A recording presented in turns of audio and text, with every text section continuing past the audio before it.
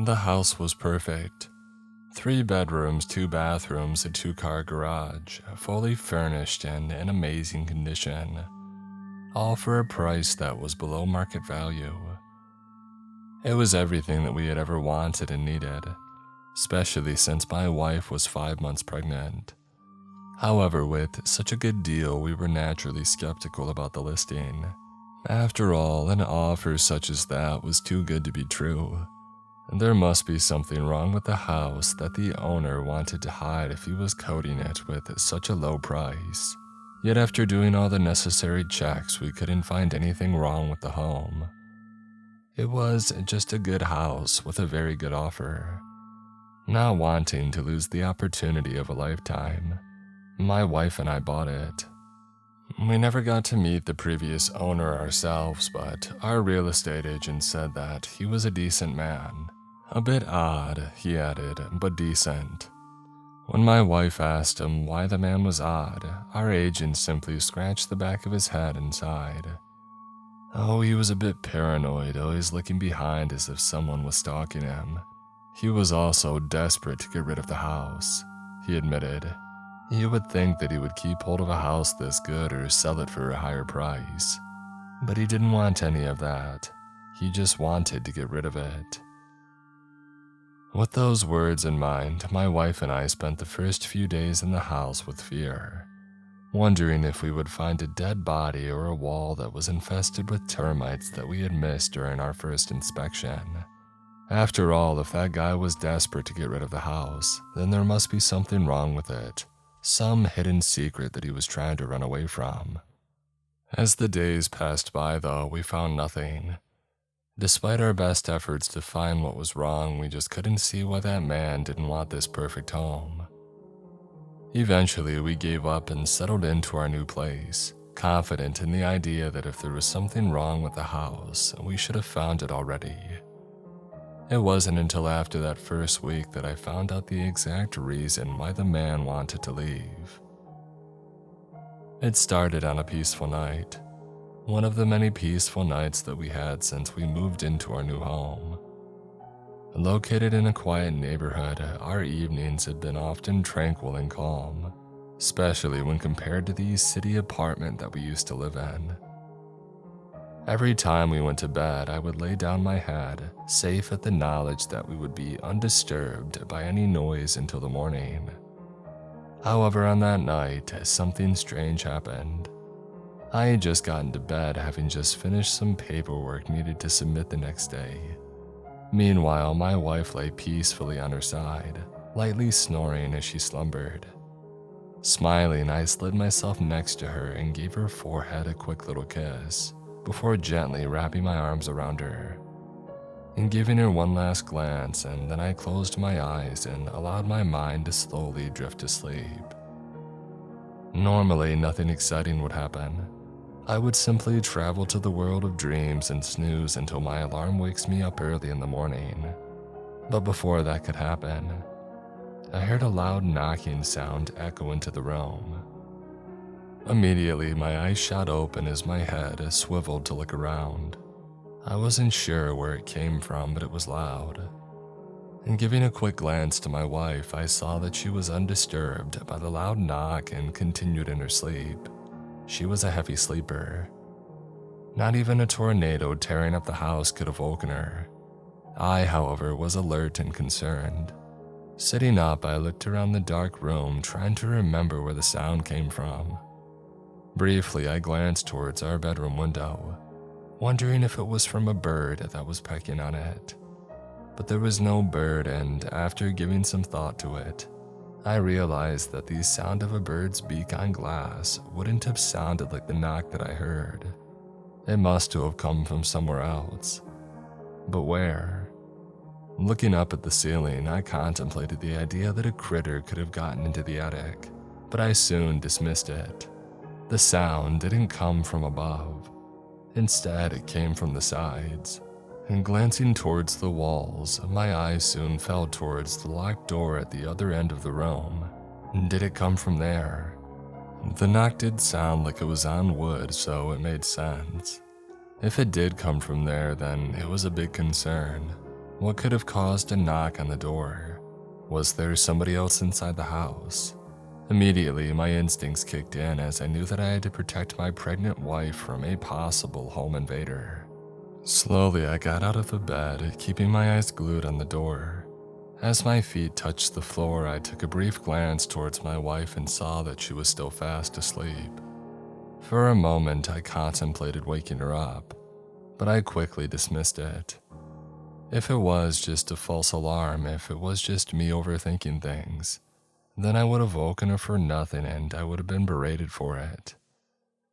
For now, I would let her rest until I was sure there was a danger in our home. Moving towards a nearby cabinet, I quietly picked up the baseball bat that I had, leaning against it. It was the only piece that I had for home protection because we had thought that the neighborhood was pretty safe. Holding the bat firmly, I slowly made my way towards the door. Eventually, I found myself standing beside it, hesitating for a moment. Was there someone waiting for me on the other side, or would it just be an empty hallway? And knowing that there was only one way to find out, I grabbed the doorknob and opened the door. Swinging it open, I prepared myself to face off against any intruder. However, as the door opened, I found myself facing nothing but the dark and empty hallway.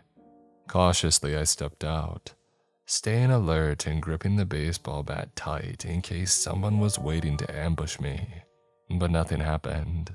Still unsure if the house was fully safe, I then spent the next few minutes checking every room, inspecting every corner and possible hiding spot in case somebody was there. After spending half an hour looking for an intruder that may or may not be there, I eventually returned to the bedroom, feeling slightly better knowing that there was nobody else in our home. But that still left that important question unanswered. Where did the knock come from? At that point, I was starting to think that I may have imagined the knock after all. As I closed and locked the bedroom door behind me, I was making my way back to the bed when I turned towards another door in our room, the closet door. Pausing mid-step, I stared at the door and wondered if the knock could have come from there. I thought that it was impossible that somebody could have snuck in there without us noticing, but I wanted to be safe rather than sorry. Approaching the closet, I once more readied myself. With the bat in one hand, I used my other one to grab the doorknob and I swung it open. I had expected to see nothing but our clothes inside the cramped space. Instead, I saw something that caught me off guard. I saw myself. Dimly lit by the lamp atop the nearby cabinet, my eyes met my own eyes as I stared and stood there puzzled. For a brief second, I thought that I was staring at a mirror, but that wasn't right. There was no mirror there. It didn't take long for it to be apparent that I wasn't looking at a reflection. Before I could fully comprehend what I was seeing, the figure that resembled me raised its hands and suddenly grabbed a hold of me. Surprised, I dropped the bat and was unable to react. Strong hands held me and I was suddenly pulled into the closet and shoved towards one corner. As I fell to the floor, I could hear the closet door shut behind me, as my surroundings suddenly became dark. Panicked and horrified, I let out a loud scream, hoping that it would be enough to wake up my wife. With that man or whatever he was in our bedroom, there was no telling what could happen to her. And getting up from the floor, I quickly began to move back towards the door, ready to fight off the stranger that had attacked me. Shoving away hanging pieces of clothing, I tried to make my way to the door, feeling my way through the darkness. Yet, no matter how hard I tried, I couldn't find the doorknob. In fact, I couldn't find the walls of the closet and I found myself taking more steps than I should have. This wasn't right. The closet was a small and cramped space. I should have hit the wall by now. In fact, the closet was so small that I shouldn't have had enough space to fall onto the floor earlier. Yet I did, defying all logic. As I took each step in the darkness, I soon realized that I wasn't getting any closer to any corner. As my hands explored my surroundings, all I felt were hanging clothes. Where was the door? Where were the walls? Feeling unsure about my surroundings, I decided to stop and try to reorient myself. I must have lost orientation because of the darkness and my panic, so I decided to calm myself down and find the exit. I remember reading that even cavers got lost when they were just a few feet from the entrance due to disorientation in the darkness. That must have been what was happening to me, I concluded. Although it was essential for me to figure that out quickly to protect my wife, foolishly bumbling around the closet wasn't going to help, and it would probably make me more confused. I had to stay calm in order to get out. At that time, I was convinced that it was my state of mind that was giving the illusion that the space was far bigger than it actually was. Taking a deep breath, I began walking around again, doing my best to calmly find the door or a corner. But still, just like before, I didn't feel any. There was nothing but just clothes. And doing my best to remain calm and be rational, I kept moving around, pushing the clothes away and hoping to feel the wooden wall soon. But there wasn't any. It made no sense at all. Slowly, I began to feel frustrated as I quickened my pace, desperately trying to find a way out. But no matter how hard I tried, I was presented with the same endless path of hanging clothes. It was at that point that I fully realized that the situation that I was in was not normal at all. Frustration soon turned to concern and panic, as I began to worry for both myself and my wife. I knew that she was still alone with that strange man in my room. She was still in danger, and there was no way for me to get to her. In a desperate attempt to warn and aid her, I began screaming at the top of my lungs, calling out her name and hoping that she would wake up. But there was no guarantee that she would have heard it. I was trapped in this infinite closet, and there was no way for me to know if my shouts could get past this prison that I was in. As the minutes went by, I began to slow down my pace as both my mind and body realized that I wasn't going to get out, no matter what effort I did. However, just as I was about to give up, my hand bumped into something.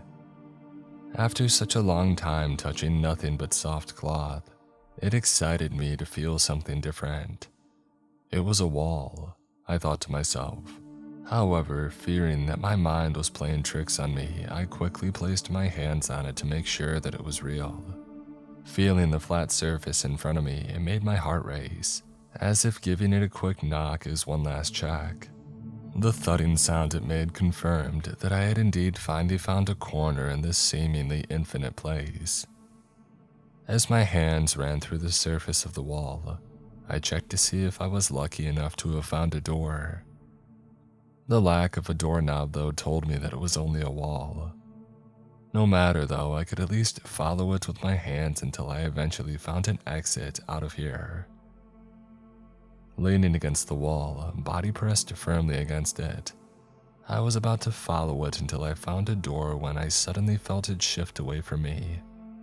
It turned out that it wasn't a wall after all. Caught off balance by the sudden movement of the surface that I was leaning against, I soon found myself falling down and onto a hard concrete floor. This was odd enough. Our bedroom floor was wood and not concrete. Confused and shocked, I lifted myself up to look around.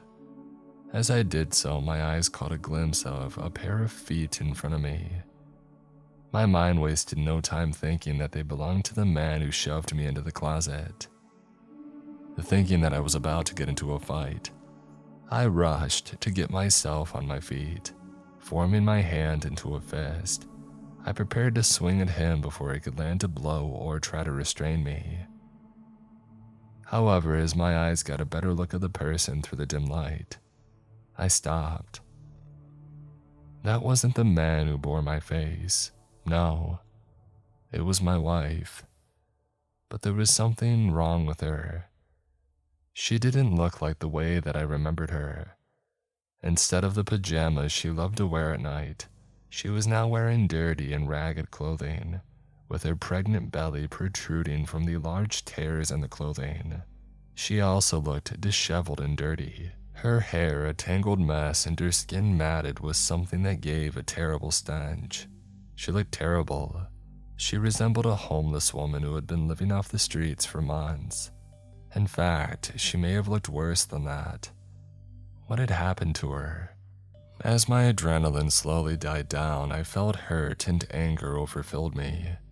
Was this the strange man's doing? I had only been trapped inside the closet for a few minutes, no more than half an hour at the most. How could he have done such a thing to her over such a short time? Being reminded of the man that invaded our home, I quickly scanned the room for any sight of him, but I found none. He wasn't there, it was only the two of us. What I did see, though, was the strange sight of the room that we were in, which was vastly different from how I remembered our bedroom was. Instead of the cozy, organized, and clean room that I had left earlier, the room that we were in now was bare, in disarray, and filthy. It looked so different that I was convinced this wasn't our bedroom. Instead of the wooden walls and floor, all I saw was concrete and windowless. Instead of our furniture and bed, I only saw a worn-out mattress laying in the corner, while a single light bulb hung from the ceiling. Meanwhile, on the other corner of the room, a heavy metal door stood at what was supposed to be our bedroom door. Studying at it longer, I noticed that it was flat and didn't seem to have any way to be opened. At least, not from the side that we were in. I found that very strange. This did not feel like our bedroom, it felt more like a bunker. No, this felt like a prison. But that didn't seem right. I shouldn't be anywhere else but our bedroom. After all, the closet was only connected to that room. At least, that was what I thought. Recalling all the strange things I experienced while trapped in the closet, I was beginning to think that it was far from ordinary.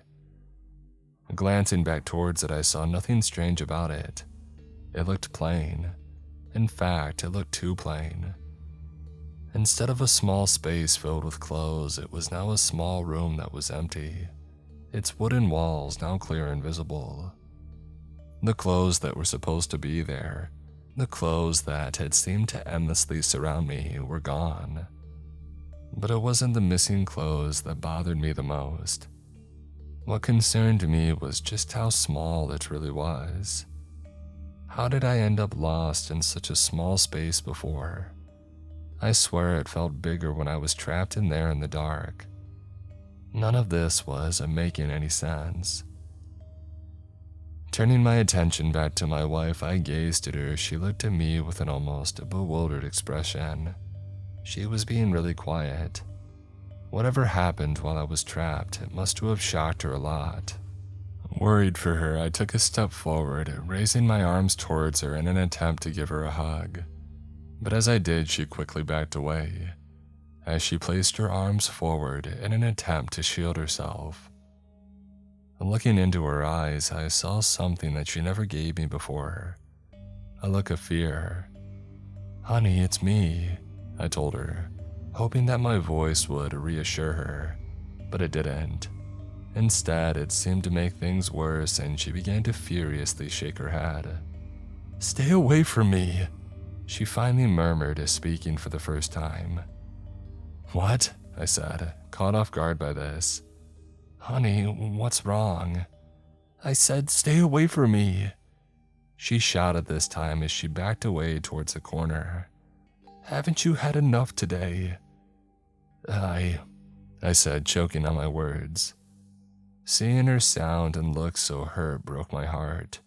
Being unable to understand what was making her feel like that made it even worse. "I don't know what you mean." "Don't lie," she said, both fury and despair mixed into her voice. "You know what you did, you monster." "I swear," I stammered back. I have no clue what you're saying. Slowly moving back towards her, I did my best to try to calm her down, but my actions only angered and scared her, as she pressed herself more against the concrete wall as if trying to phase through it to no avail. What has gotten into her? Did she think that I was the strange man? I mean, that wouldn't be an impossibility since our faces were the same. But then I had to wonder, what the hell did he do to her to make my wife act like this? She was clearly traumatized, and I didn't know why. Backing down and trying to find another way to resolve the situation, I decided to take a step back. I hoped that it would relay to her that I wasn't a threat.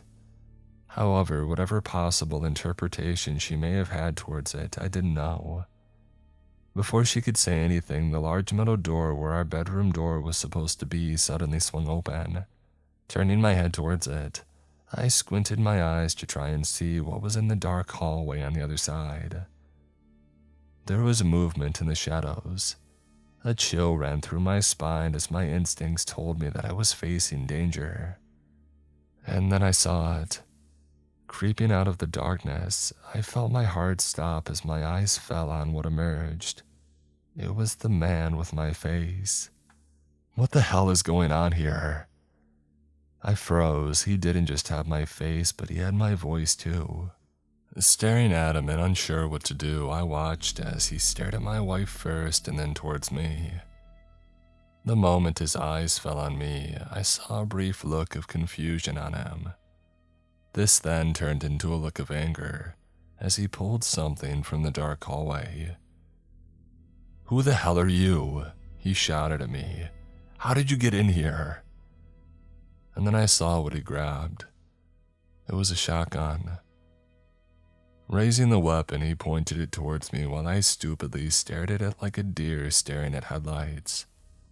If it wasn't for my wife's sudden scream, I would have been left stuck in that trance.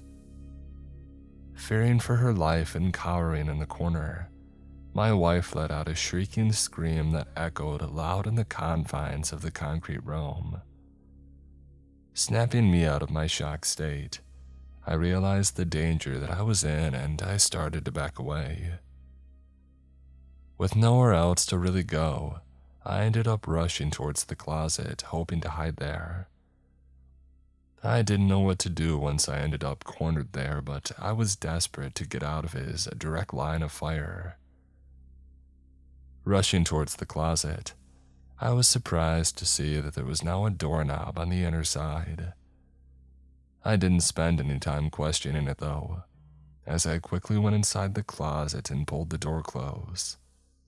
Just as it shut, the sound of the shotgun going off sounded on the other side.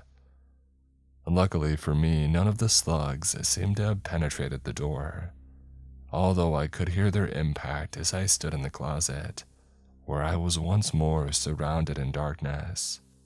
Breathing heavily, I placed both hands on the doorknob, hoping to keep it shut when the man came by to try and open it. However, as I anxiously waited for him to force it open, I was surprised when I suddenly felt nothing in my grasp. Using my hands to feel around for the knob, I ended up more surprised to realize that the door had disappeared too. And to add to my confusion, my arm soon started feeling cloth as I tried to relocate the door. Just like before, I found myself in the darkness, surrounded by nothing but hanging clothes. As I tried to calm my heart down, my mind raced and wondered, trying to figure out what had just happened. There was no denying that this closet was strange, cursed even. Trying to process all that I knew, I soon realized that there was no way of easily returning to my wife. The doors out of this place had to be found, and any door found was not guaranteed to bring me back to our bedroom. In fact, it didn't seem like it brought me back to my own reality. Thinking back on the previous door that I exited, I remembered my wife and how badly she looked. When I saw her, I was convinced that was my wife. After all, she had her face. Who else could that be? Yet it wasn't her. It didn't make sense why she looked vastly different than when I left her. It didn't make any sense. The only way for it to make anything was for that to not be her, at least not my version of her. Slowly it became clear to me that every time this space presented me with a door, it led me to an exit that wasn't my original reality. That would explain the copies of both my wife and me. Looking around to only see darkness, I realized why he was so desperate to get out of here. But it did little to soften the fact that he most likely trapped me in here in order to take over my life. Moving forward, I determined myself to get back and reclaim what was mine. Yet with every step I took, with every piece of clothing I shoved away, I felt more and more lost and trapped in this space. I would have to find my way through this place, be lucky enough to encounter another door, and then take a chance that the door I found was the right one. There was also the fact that I had to wait for someone to open it for me. The copy of me certainly wouldn't do it, so my only chance was that my wife would open it. After wandering aimlessly without any luck, despair started to take a hold of me. Frustrated, I dropped to my knees and screamed. I felt trapped. In fact, I was. Whatever this closet was, it was playing tricks on me and I couldn't figure out how to go back to my wife. Before I could wallow further in the hopelessness of my situation, I heard a step come from behind me.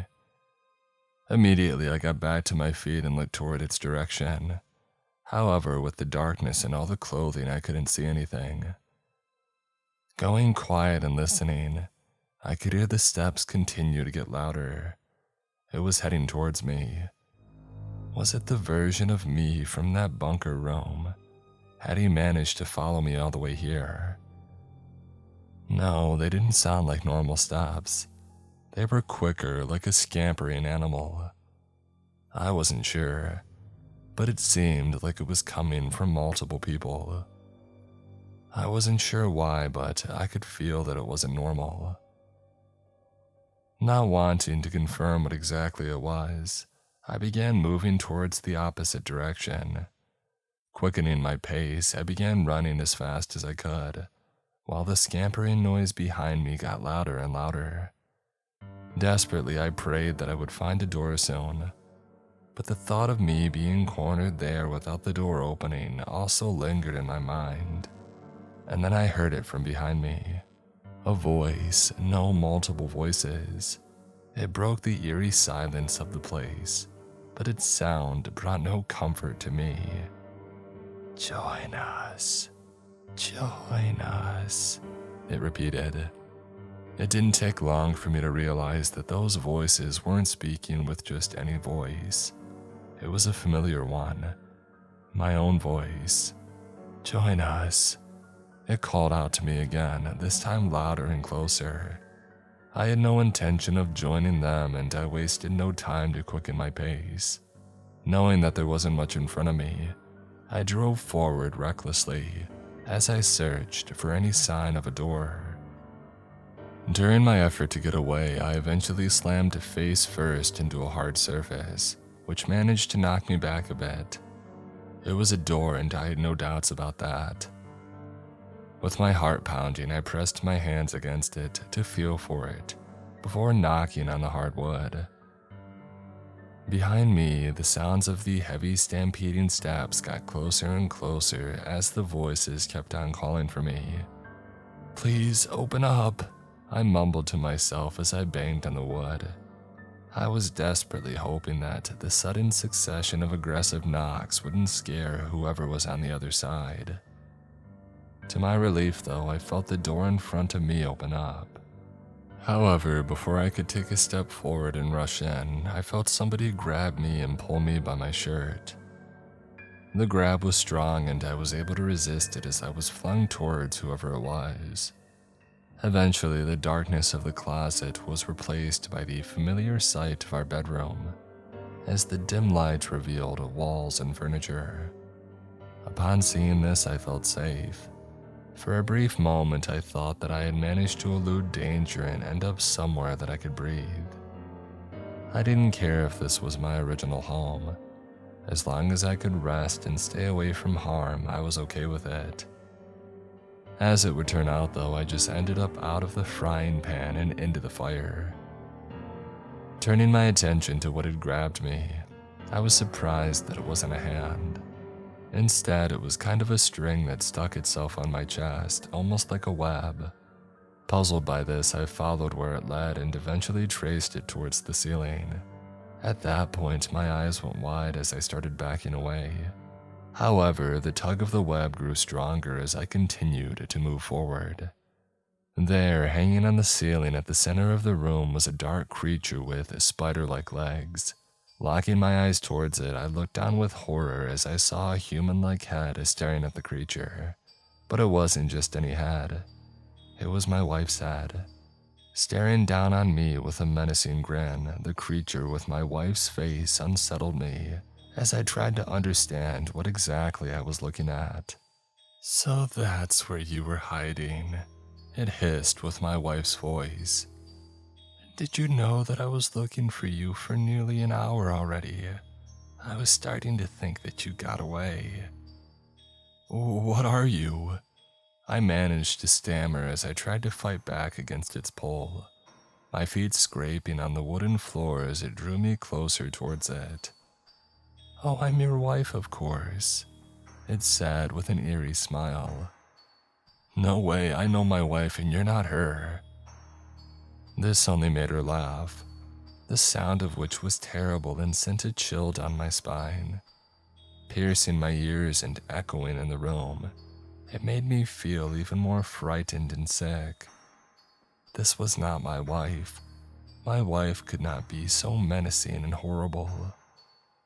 "Oh, you've always been such a funny little man," it eventually said, as it continued giving out an occasional laugh while staring darts at me. Avoiding its eyes and looking away, I turned my attention down towards the web stuck on my shirt. I knew that I needed to break free. No amount of claims that it was my wife will shake away the fact that it had dubious intentions towards me. Whatever it planned, I didn't want to stick around to find out. Studying the web stuck on my shirt, I knew that it was the only thing keeping me bound towards her. If I can get it off me, then perhaps I can make a run for it and get back into the closet. I know that place was no safer than here, but at least I could run there. However, as I placed my hands on the web, I found out that it was far more stickier than I had expected. Instead of pulling it off my shirt, I just ended up having my hands stuck on it too.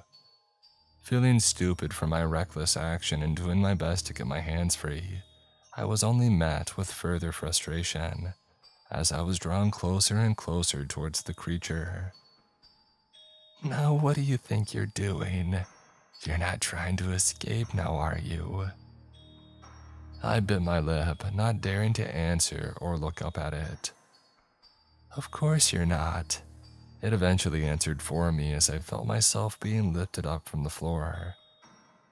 Desperately, I tried to stay down, but my strength was no match against it. "Oh, you would never abandon your hungry, pregnant wife now, would you?" Hungry, pregnant. That did not sound good. As I was lifted up closer to it, I dared myself to look up, only to see its mouth open wide. As it did so, drips of saliva fell on my face, with each drop giving a stinging sensation on my skin. Closing my eyes both in fear and in an attempt to protect them, I felt my heart go wild in fear while I squirmed and tried to get myself free. But it was no use, its web was too strong for me. "Oh, I love it when my mates get scared," it said, licking its lips in front of me. "It always gives a nice hint of flavor." "Please, let me down, just let me go," I begged, knowing that it was my only option left. It was a desperate plea, it was a useless plea. "Oh, keep on begging," it said as I felt its legs press hard against my sides. "It only adds to my pleasure." At that point, I felt the tug of my shirt and hands loosen, but it was already too late. It already held me firmly with its sharp legs. I'm gonna miss you, but a good husband must always provide for his wife and you must do your duty. I braced myself, preparing for the inevitable pain that would engulf me. However, before that could happen, a familiar, eerie echo of voices came from behind me. Join us. And then the sound of scampering feet echoed from behind, which was then followed by the sound of creaking and breaking wood. What is that? The creature above me said before suddenly letting me go. Falling onto the floor hard, I groaned out in pain as my back took on most of the impact.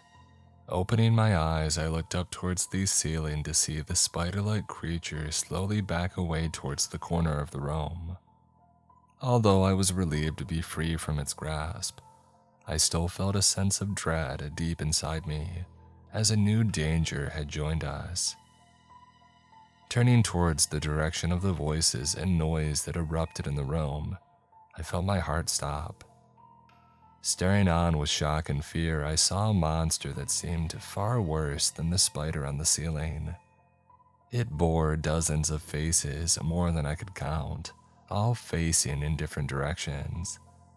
Dozens upon dozens of faces with agape mouths and soulless eyes.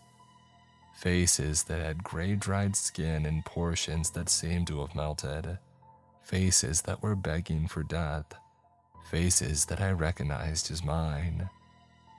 Standing on an equal amount of legs and touching every corner of the now broken door frame with an uncomfortable amount of hands, it studied the room before stepping in. Scampering on the floor, its legs moved in a way that made me uncomfortable. Join us, it said, standing there as if it were the only two words that it knew. Although the eyes on the faces seemed empty, I could feel each one bear on me. The spider-like creature must have felt the same as it began moving towards the bedroom door, its legs tapping on the ceiling as it tried to escape. This took the attention of the multi-faced monster as it began moving towards it at a pace that rivaled the spider. With one swift movement that I didn't think possible from a monster of that size, it leaped towards the spider and managed to grab it with its multiple hands. Letting out a shriek of surprise, the spider thrashed and fought back, using its legs to stab the faces of the other monster. This only made the latter angrier though, as it howled and slammed the spider creature to the floor. Taking the opportunity that I was provided, I did my best to get up. With my hands still bound and stuck to my shirt from the web, this proved to be harder than I had expected. However, I eventually got on my feet, just as I heard a loud crunch echo in the room. Briefly turning my head towards the two battling monsters, I saw that the multi-faced monster had crushed the spider. Standing over it with its countless amount of legs, it had managed to flatten its opponent, who leaked fluid and organs. However, a second look told me that it wasn't just organs coming out of it. Crawling out of the carcass of the spider creature were hundreds of smaller similar creatures, as big as a hand and bearing baby-like heads. They poured out of the crushed body of their mother and began swarming the multi-faced monster. Letting out more howls because of its new attackers, the monster did its best to fight back. But more and more of them seemed to come out of the carcass of their mother, an endless fountain of its spawn. Soon these creatures began to spread throughout the floor, heading in different directions until a sea of them were moving towards me. Realizing that I should have started running the moment that I caught sight of the small creatures, I started sprinting towards the closet. Seeing the frame of the door broken due to the monster's entry, I worried at the thought of these small spider creatures following me into the void. With the darkness of such a space, the last thing that I needed were hundreds of those things crawling all over the place. But there was nothing I could do. My only chance of escape was that way, so I headed in the closet and closed the door behind me. Upon shutting the door, I was surprised to see nothing but complete darkness. Turning my head behind me, I saw no light seeping in. It was as if the door on this side was never damaged. Sighing in relief, I raised my hand to wipe my sweat away, but found out that I couldn't because the web still glued my hands to my shirt. Luckily for me, the rest of the web seemed to have been severed when the door was closed, allowing me to move around in the void. All I needed was a way to get rid of the rest of it. Returning to my hopeless task of finding another exit out of the closet's void, I started walking and making my way through the endless maze of darkness and clothing. Exhausted from all the recent events, I nonetheless pushed on, determined to be reunited with my wife. However, as minutes turned into hours, I started to become weary and negative. It now took longer for me to find another door, far longer than the last time.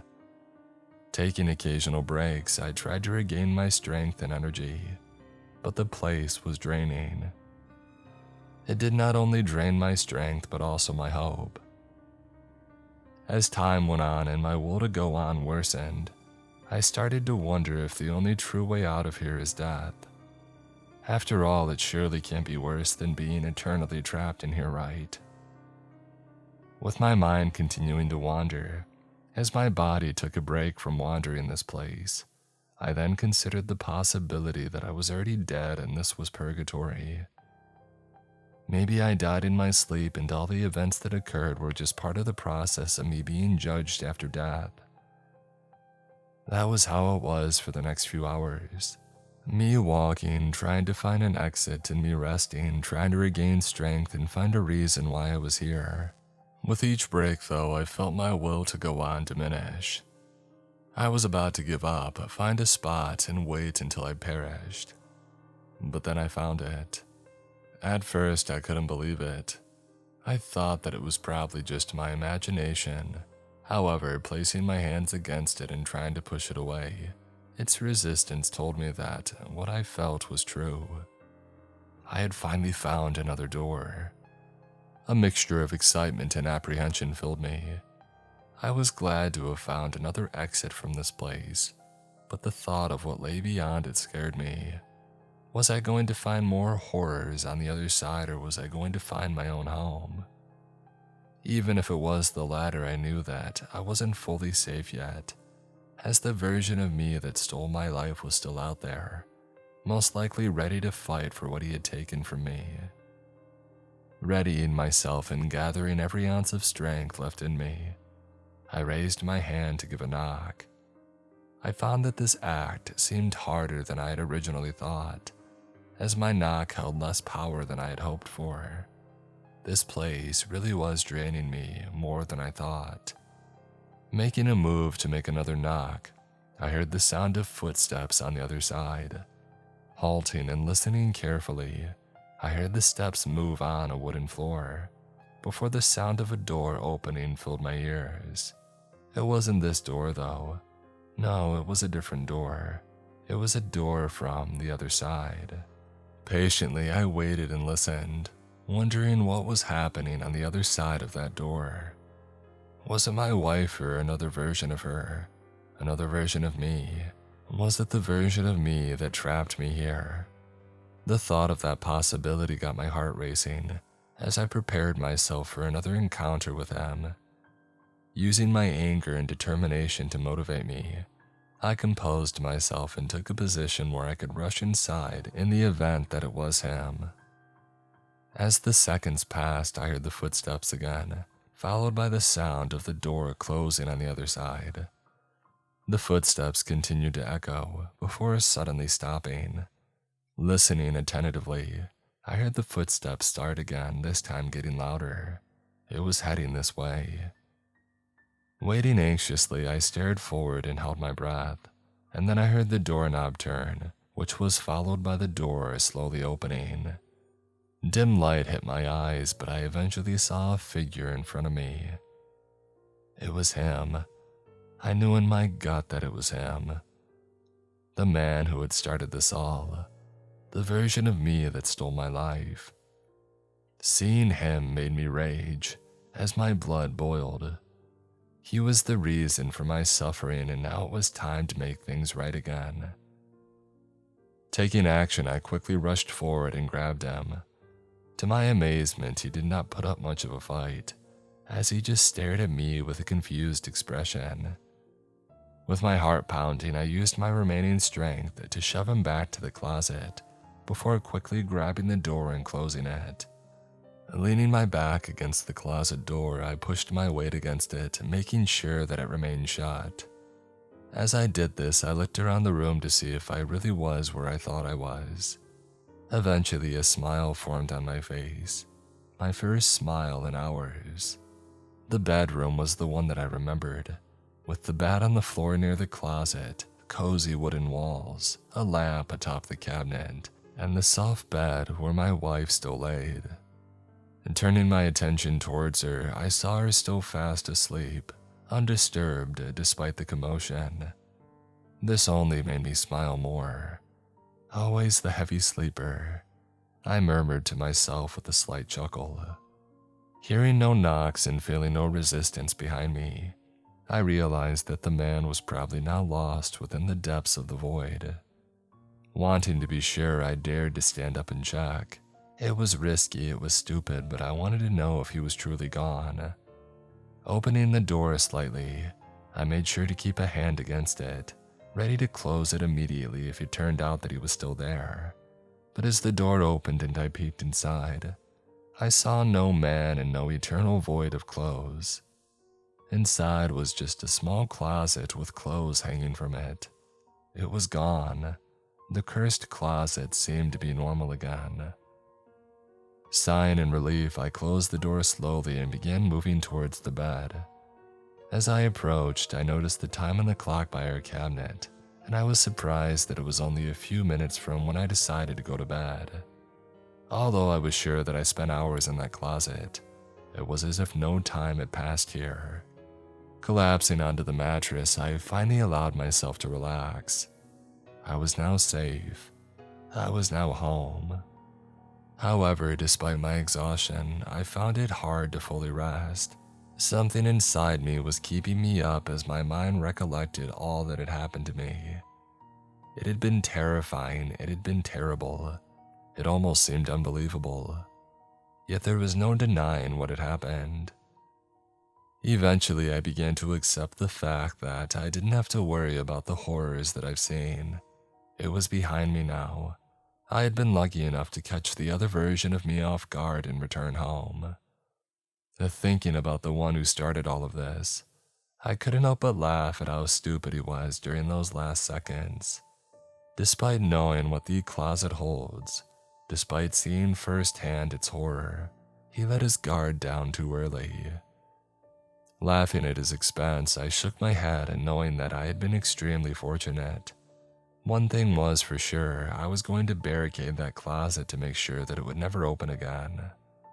"What's so funny?" a voice suddenly said next to me. Out of all the things that happened, that was what woke her up. "Nothing," I told her, trying to dismiss it. "Just remembered something funny." Feeling her shift on the bed, I rolled towards her, ready to pull her into a hug. Despite having been separated from her for only a few hours, my experiences in the closet made me miss her so much. "Well, you better tell me what it is in the morning," she said, grogginess obvious in her voice. Feeling my arms wrap around her, she then rolled towards me to pull me into a hug of her own. However, as her face turned towards mine, I felt my heart suddenly drop. The face in front of me was not my wife's. It was human but different. It was unfamiliar. This was not my reality. It then dawned upon me what I had done. I had stolen that man's life and trapped him in the void.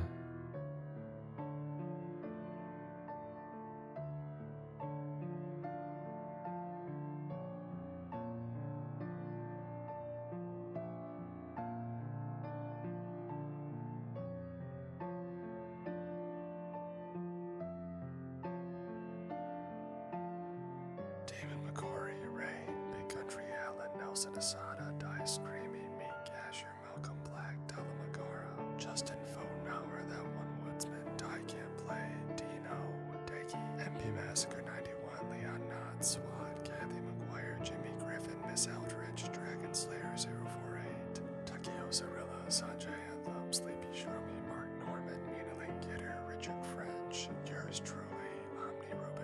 Signing